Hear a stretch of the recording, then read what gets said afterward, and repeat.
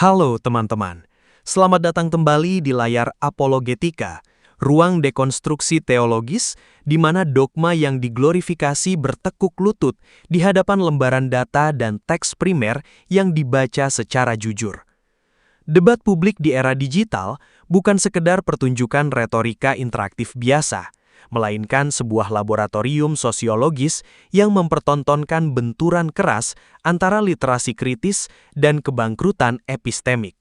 Ketika sebuah diskusi teologis diuji menggunakan perangkat logika, data, dan tantangan yang terukur, kita kerap menyaksikan bagaimana dogmatisme defensif runtuh secara tragis di hadapan kenyataan. Banyak orang mahir dalam amarah, tetapi teramat miskin substansi. Ketika lawan bicara kehabisan argumen, tuduhan dajjal, tudingan fitnah, hingga persoalan ijazah dijadikan benteng perlindungan terakhir. Video ini hadir untuk membedah rekaman perdebatan EDTV secara komprehensif, bukan hanya dari permukaan argumennya, melainkan melalui lensa filsafat, sosiologi agama, dan teori komunikasi modern. Mari kita bongkar bagaimana kecacatan berpikir, manipulasi otoritas, dan literasi tekstual yang dangkal menjadi cermin dari krisis cara berpikir di ruang publik kita di bagian akhir video. Selamat menyaksikan. Ya, silakan. Bang, Apa yang mau Anda utarakan? Silakan. sekarang udah agak sepi ya Bang ya, padahal dulu sampai 72.000 penontonnya. Oh, nggak pernah 72.000 ngarang aja. Pernah loh, aku Belum ikuti juga. pernah. Orang saya yang live kok. Nggak pernah. Penonton saya itu mentok-mentok itu 45.000 waktu saya diskusi dengan Yusuf PI. Begitu. Silakan Pak, apa yang mau Anda utarakan? Ya Bang di sini cari cuan, cari makannya dari kemarahan orang-orang Islam. Jadi Bang di sini perlu berterima kasih dari orang-orang Islam. Berat ini saudara-saudara. Bang, sekarang saya tanya Anda dulu. Yang mulai duluan bahasin agama orang siapa? Edis TV. Salah. Anda ini selalu nggak nyimak dari awal. Nih, saya kasih gambar. Tapi waktu saya kasih gambar, kumis saya hilang. Gak apa-apa ya. Bentar. Lihat ini ya Bang ya. Lihat ini. Anda saya kasih tunjuk dulu gambar. Nah, sebentar. Saya hilangin dulu ya. Nih. Bang, Anda tahu ini siapa? Nggak tahu. Ah, ini Anda banyak nggak tahunya ini Anda, aduh.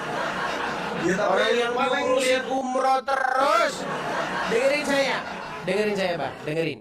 Ini biar Anda ngerti jalan ceritanya. Jadi begini Bang, sebenarnya TikTok ini kan baru-baru ada. Tahun 2014-2015 kalau nggak salah, ya kan? ya. Nah, sebelum itu YouTube. Nah, jadi di YouTube itu banyak sekali konten kreator atau penceramah pendakwah Islam yang sering bahas-bahasin agama Kristen. Salah satunya adalah orang ini. Nah, namanya ini Dondi. Ya. Nah, dia ini bahasinya Kristen. Terus yang dibahas Paulus. Pokoknya bahasin Kristen terus. Muncul Irene Handono, Yahya Waloni, banyak pokoknya. Zakir Naik. Itu udah lama Bang, sebelum saya itu aktif di media sosial. Nah, pada waktu itu Bang, belum ada konten kreator Kristen itu yang buat acara menjawab mereka. Nah, muncullah saya. Nah, saya jawab, kebetulan Bang, ini info, tapi bukan sombong ya. Bukan sombong, info aja Bang. Konten kreator di TikTok, pendebat agama, sedunia itu paling besar saya. Sedunia. Iya. Kenapa? Sebentar, tenang. Paling besar saya Bang. Coba lihat aja. Follower siapa yang paling besar di TikTok bahasin agama? Saya. Nah, biar Anda tahu. Cuma saya terbesar sedunia. Sebentar, tenang. Nanti Anda ngomong panjang lebar. Nah, ketika saya menjawab orang-orang Islam, ketika saya jawab Dondi, saya jawab ini, banyaklah mereka mengamuk. Nah, terjadilah perdebatan. Nah, perdebatan itu menjadi salah satu konten yang menarik sekali banyak pemirsa, banyak peminatnya. Makanya ketika saya live, dulu waktu awal-awal, itu rame sekali peminatnya. Nah, ketika banyak orang senang, banyak singa terbang. Banyak alap-alap terbang. Lu iya. Akhirnya apa? Akhirnya berdirilah Rumah Apologet. Ada rumah di Amerika Serikat berdiri. Dah, gara-gara itu. Ada nih Bang, ada bentuk wujudnya itu ada. Bukan habis untuk operasi plastik. Muka saya masih tetap aja muka tukang sawah. Begitu. Tapi ada ini bentuknya, wujudnya ada. Rumah Apologet. Nah itu Bang. Itu jalan ceritanya. Makanya banyak orang sirik, banyak orang kejang. Gitu. Silakan. Tanggapan Anda. Ya, tanggapan saya ya di sini sangat terkenal ya memang karena ya itu apa namanya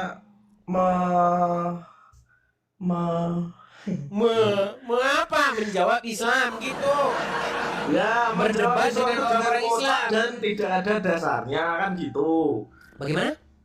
Mengklaim dirinya pernah belajar Islam 13 tahun padahal kosong kan gitu. Berat. Ya sudah. Coba Bang, kalau begitu, sekarang begini Bang. Saya teringat dengan omongan Rocky Gerung. Kenapa Anda bilang tidak ada dasarnya? Karena kan nggak ada ijazahnya. Mana ijazah sekolahnya? Begini, masih banyak orang itu berpikir konservatif. Masih banyak orang berpikir bahwa ilmu itu hanya dan harus didapat dari sekolah dan dibuktikan dengan sertifikat. Salah Bang. Itu pikiran-pikiran zaman feodalisme warisan company. Loh, zaman sekarang Bang, zaman sekarang ilmu itu bukan hanya didapat dari sekolah, ilmu didapat dari banyak sekali sumber. Kalau zaman dulu Bang, mengakses itu memang harus dari perpustakaan sekolah. Zaman dulu. Zaman sekarang mengakses ilmu udah dari mana saja. Makanya banyak orang otodidak, belajar otodidak, tapi dia lebih pinter daripada orang yang belajar di sekolahan. Oke, saya akui Bang. Saya mengakui kalau soal ijazah sekolah resmi, soal sekolah Islam memang nggak ada. Tapi saya belajar secara otodidak, saya belajar dari sumber-sumber, dari buku-buku yang saya beli, dari internet, dari mana saya pelajari. Nah, sekarang daripada debat kusir begitu, saya tanya Anda satu hal. Apa statement saya tentang agama Islam yang merupakan fitnah? Kalau fitnah, saya lompat dari Monas. Silakan. Enggak fitnah, cuma ngawur aja. Ya sudah, yang mana yang ngawur? Jadi anda kan tadi bilang kalau kita berdiri berpikir ya, kalau belajar otodidak itu bisa lebih Nggak usah belajar otodidak, ya. nggak usah belajar otodidak, gini aja. Banyak sini. Sebutkan Anda satu tadi statement bilang, saya yang ngawur, silakan. Anda tadi bilang Anda belajar otodidak, itu sudah kesalahan fatal yang harus digarisbawahi ya. Karena apa? Karena belajar itu harus ada gurunya. Itu namanya ngawur. Ya contohnya Anda ini. Iya, gimana? Lu gimana? Bang, dengarkan saya. Masyarakat Islam itu jadi kan marah. Lah marah itu jadi exposure Anda tinggi, Anda tinggi dari dengarkan saya. Islam. Lihat saya, dengarkan saya. Anda berkata belajar otodidak itu salah Bang. Betapa banyaknya orang tukang bakso, orang tukang martabak belajar dari mana? Dari internet. Loh, saya dengerin saya. Dengarkan saya. Dengarkan saya. Sebentar. Dengarkan saya. Saya Apakah ada dokter itu otodidak? Apa ada? Loh, belajar kan nggak semua saya bilang, itu. Bang, nggak semua bidang. Dengarkan saya. Beda, kita jadi debat kusir begitu. Oke, sekarang begini. Sekarang begini bang, berapa banyak saya ketemu sama orang-orang, mau dia tukang bakso, mau dia tukang martabak. Kamu kok pinter sekali bikin bakso? Dari mana kamu tahu? Dia di YouTube banyak katanya. Itu opini. Lu kok Dan dia kamu opini? kedokteran mana jadi Mana ada yang sekelasmu itu sekelas. Ya sudah. Oke baiklah. Gitu. Sekarang nggak usah debat kusir. Gini saja sekarang. Tunjukkan, buktikan satu statement saya tentang agama Islam yang saya utarakan, yang merupakan kengawuran alias fitnah. Kalau ada, pegang omongan saya, lompat saya dari Monas. Silakan. Tunjuk satu. Nggak ada, nggak tahu saya. Saya kan nggak pernah dengerin ente. Nggak Saya kan ada. cuma-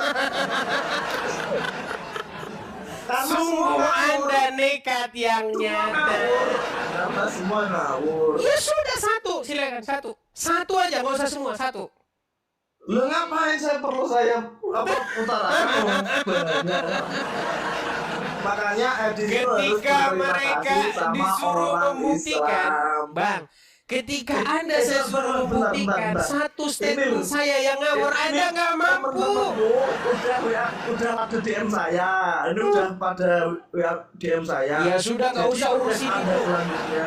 Nggak usah urusin Tugas itu, Anda Bang. selanjutnya itu Satu Anda saja. punya tanggung jawab Satu besar saja. untuk mendidik umat-umat Anda ini yang di Ya sudah, bawah-bawah satu ini. saja statement saya yang merupakan fitnah atau ngawur tentang agama Islam. Silakan. Tadi Anda bilang kalau Anda belajar otodidak itu belajar Islam ya, belajar Islam dengan otodidak lebih bakal baik atau pinter lah Ya ibaratnya. sudahlah, anggap saja salah. Satu statement saya mana? Apa? Silakan. Itu tadi statement Anda salah itu. Anda Statement belajar saya selama tentang agama selama Islam, Bang. 13 tahun. Statement saya Iya, tentang Anda- agama Islam yang merupakan Nah, ini kesalahan kan yang mana? agama Islam. Anda belajar agama Islam 13 tahun.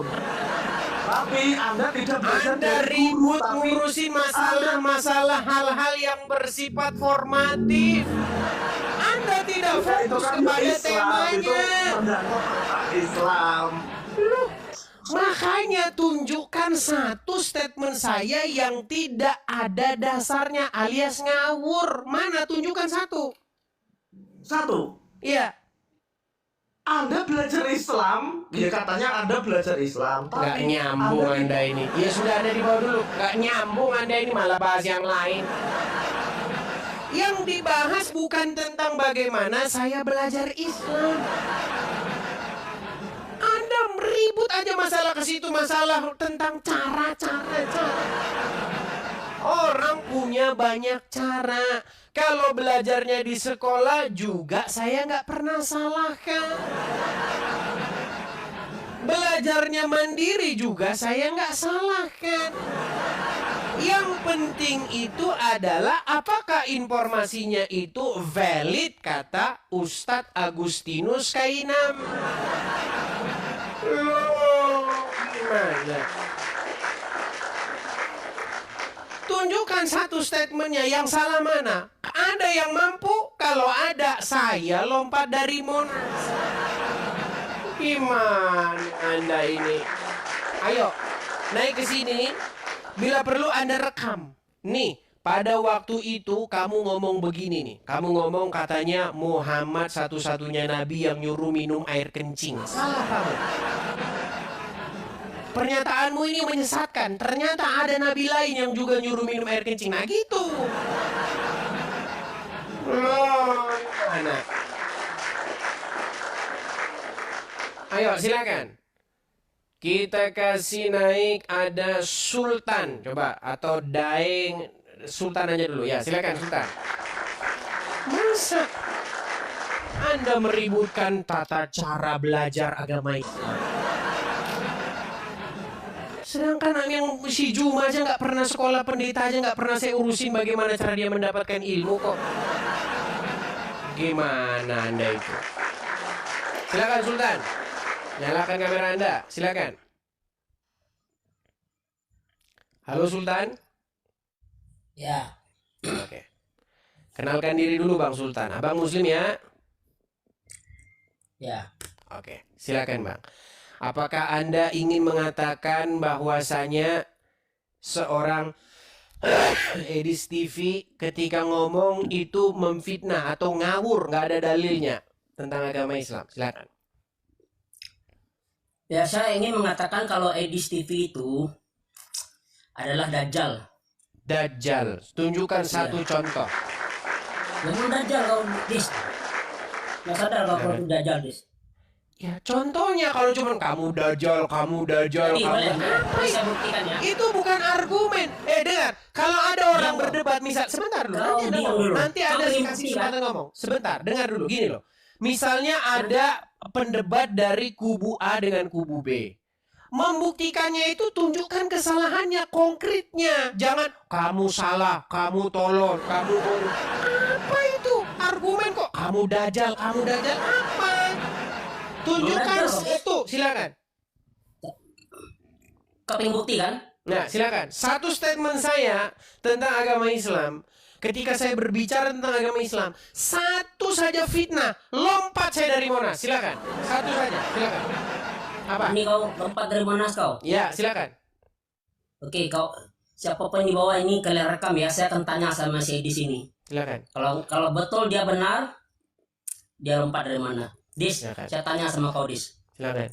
Kau jawab dengan jujur ya. Silakan. Ya, jangan kau potong ya.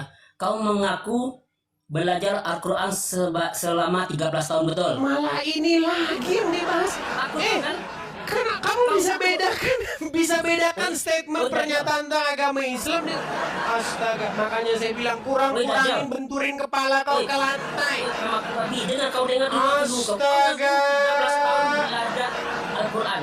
Sekarang kita buktikan kalau kau benar-benar belajar. Kau tahu dengan Al-Quran. Oke. Bisa Kamu kau nyambung buktikan? nggak dengan apa yang saya Kau bicarakan? bisa buktikan. Kau katakan tadi kau tanya sama aku. Buktikan Astaga, kalau memang mereka ini tidak sulit. ngawur. Yang saya tanyakan kepadamu Tidak berani adalah, jawab, kawan-kawan. pernahkah kamu mendengar Iblis saya? tidak berani jawab. Karena kamu memang tak tahu tentang Al-Quran. Kau tuh hanya Bukan saya tidak berani jawab. Gini loh, dengar. Modal, congor. Kita Nah, ini yang di itu bawah bukan cuman bicara botol-botol tentang saya yang berapa lama tahu. belajar agama Tahu kau? Islam. Bukan soal itu. Yang saya tanyakan Kau kepada 13 tahun kamu, belajar Al-Quran ya, Dis. Tahu kau, Dajjal? Paham kamu kau? ngerti nggak apa yang lagi saya bahas? Kau paham kau? Ngerti kau? Betul kau kan? Pasti kau betul kenapa? Beginilah orang-orang botol bin Bahlul. Yang ditanya itu bukan Masuk ke soal. Al-Quran, mengaku belajar Al-Quran, tapi tidak paham Al-Quran, sok-sokan.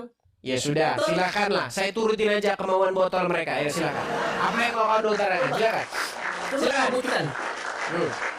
Coba kau iakan dulu. Kau betul belajar Al-Quran selama 13 tahun? Lebih. Udah 14 tahun Lebih. sekarang. Oke teman-teman, dia belajar Al-Quran selama 13 tahun. Apa yang kau 14 pelajari tahun. tentang Kok kau Al-Quran? kurang-kurangin? Udah 14 tahun sekarang. Oke. 14 tahun kau belajar Al-Quran ini. Apa yang kau pelajari tentang Al-Quran? Al-Quran itu ada. Apa yang kau pelajari? Itu pertanyaan aku. Baik. Yang saya pelajari. Baik. Ini kamu malah bertanya. Saya kira ini membuktikan kesesatan saya. Baik. Ya, Apa yang saya temukan? Dengar. temukan Kan udah nanya.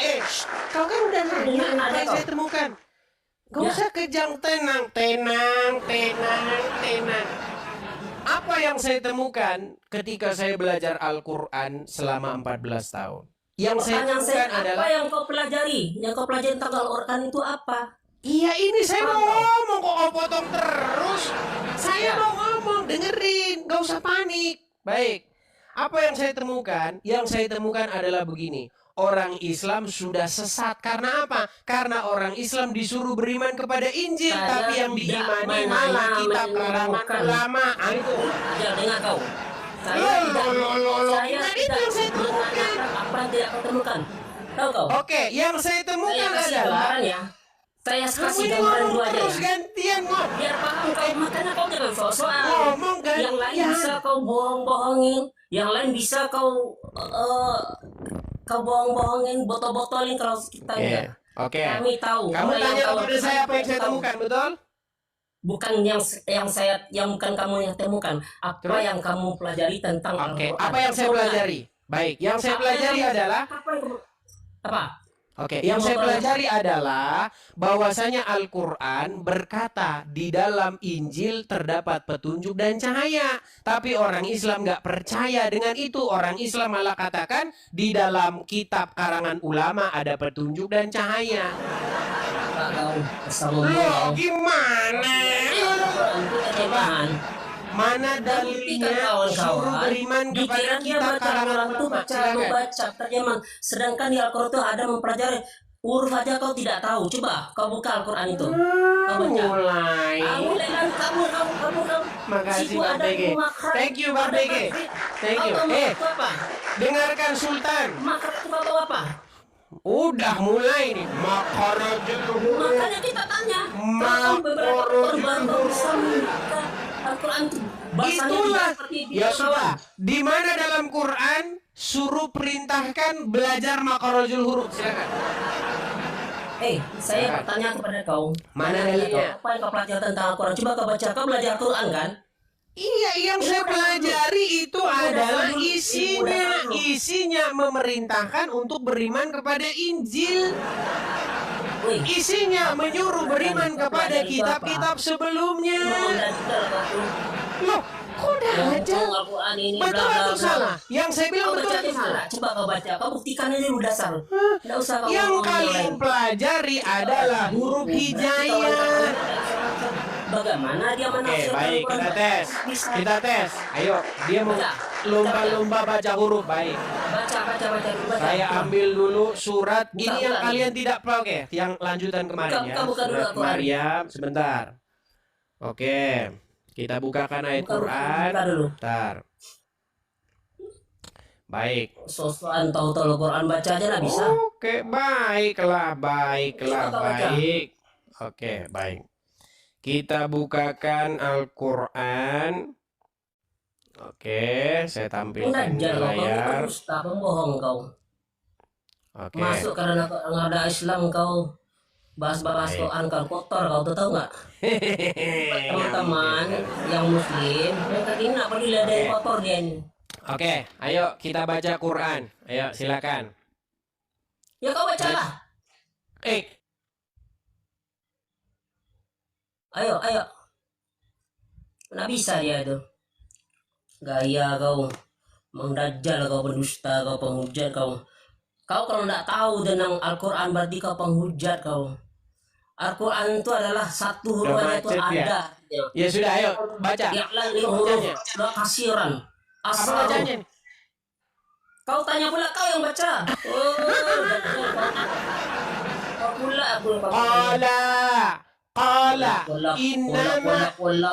lo ini Dari yang huruf kau itu kau salah itu. ini huruf qaf, ini huruf lam. Qala innama ana rasulu. Rasul. Ya sudah, kami yang baca. Ya sudah, kami Anak baca. SD aja, anak Ya sudah, kami baca. Kami baca. Kami baca. Silakan. Kami baca. Bacalah, tapi kau paham. Udah tidur sana, tidur. Ya, Apa itu? Tidur kalau di bawah sana, tidur. Nyuruh saya baca, giliran suruh baca balik, tiada mampu dan tiada sanggup. Sungguh kamu termasuk orang-orang yang nekat. Gimana? Saudara-saudara pemirsa Edis TV dimanapun para pemirsa sekalian berada. Apa yang dipelajari oleh mereka, yang orang seperti tadi itu, yang dipelajari huruf Arab. Karena apa? Karena di dalam pikiran mereka sudah dicekokin, sudah didoktrin. Barang siapa belajar huruf Arab, baca huruf Arab, masuk surga. Makanya teman-teman tidak heran kalau rumah kalian dekat masjid, kalian akan sering sekali mendengar anak-anak kecil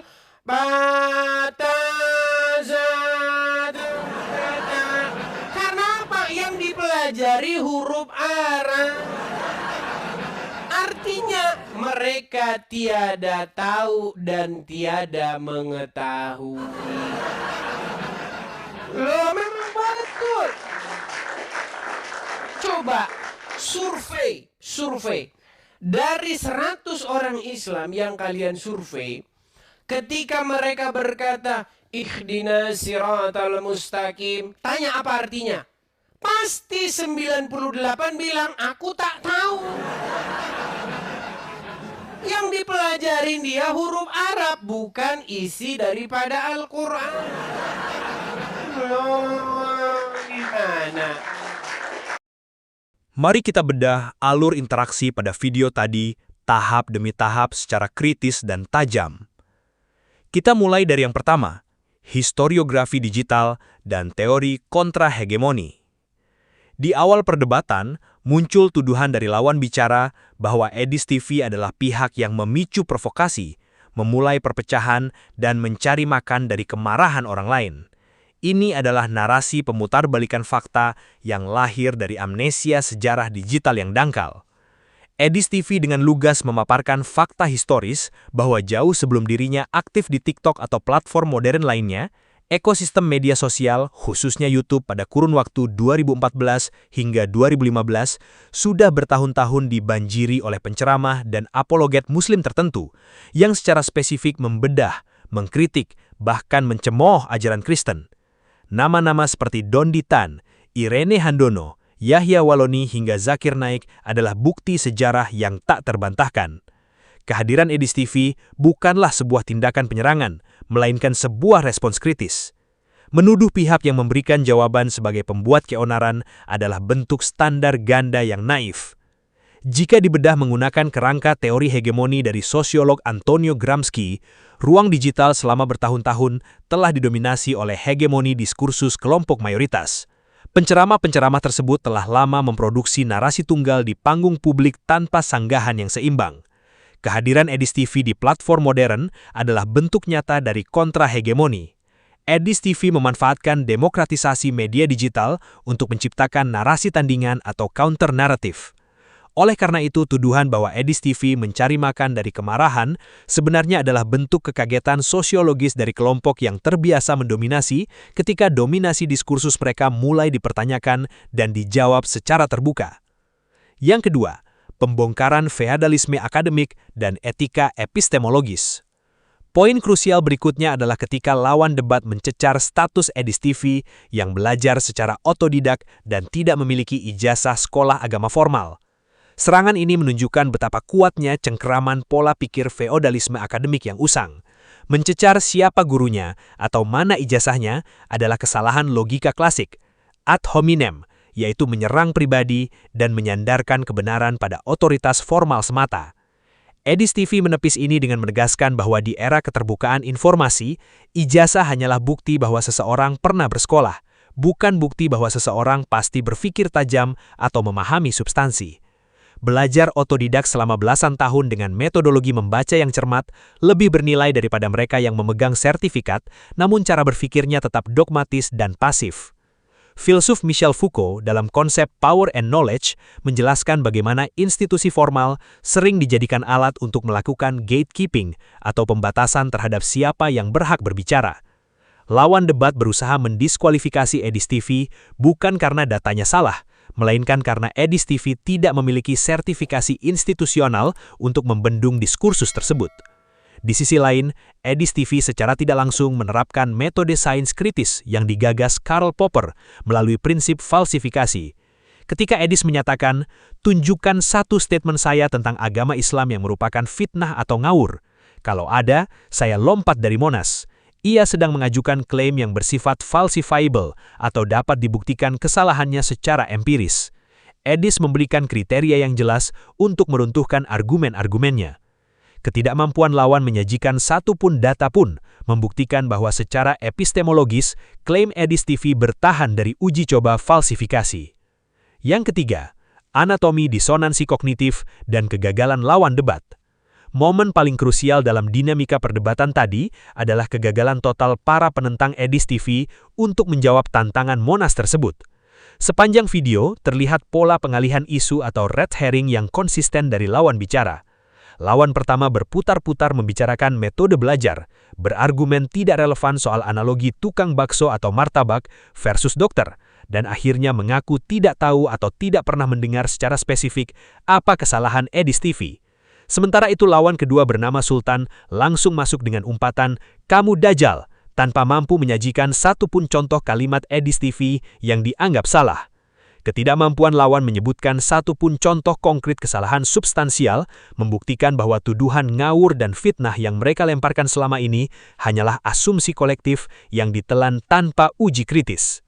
Yang keempat, reduksi literasi, iliterasi fonetik versus hermeneutika.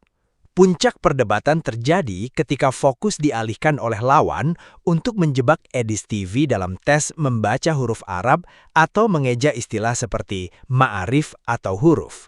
Edis TV menelanjangi fenomena sosiologis yang sangat mendalam. Banyak orang mengagungkan kemampuan melafalkan teks fonetik tanpa pernah memahami makna esensial di balik teks tersebut. Mampu membaca huruf Arab tidak otomatis membuat seseorang memahami sejarah, hermeneutika, atau implikasi teologis dari ayat yang dibaca. Itu hanyalah keterampilan teknis artikulasi fonetik. Edis TV secara tajam mengkritik kebiasaan mendoktrinasi anak-anak untuk sekedar mengeja bunyi tanpa dibekali pemahaman maknanya. Akibatnya, lahir mayoritas penganut yang bisa melafalkan tetapi tak tahu dan tak mengetahui isi pesan teologis dari apa yang mereka baca. Pakar komunikasi Walter Ong menjelaskan perbedaan antara budaya lisan dan budaya teks, di mana banyak penganut agama terjebak dalam apa yang disebut literasi fonetik pasif. Mereka dilatih mengeja dan memfungsikan bunyi tetapi asing terhadap isi makna di dalam teks tersebut. Padahal filsuf Paul Ricoeur menekankan bahwa teks baru memiliki nilai intelektual ketika ia diinterpretasi atau hermeneutika, bukan sekedar dilafalkan. Edis TV berfokus pada isi dan substansi ajaran yang tertulis, bukan sekedar artikulasi bahasa. Skakmat tekstual terjadi ketika Edis TV menyajikan teks ayat Al-Quran di layar dan menantang balik lawan untuk membaca dan menjelaskan maknanya. Lawan justru bungkam dan panik. Ini adalah bukti mutlak bahwa klaim keahlian melafalkan yang mereka pamerkan pun sebenarnya rapuh dan runtuh saat diuji secara langsung di depan publik. Perdebatan tadi memberikan sebuah kesimpulan yang teramat terang bagi siapa saja yang mau berpikir jernih. Kebenaran tidak dapat ditumbangkan oleh teriakan dan data tidak bisa dikalahkan oleh caci maki.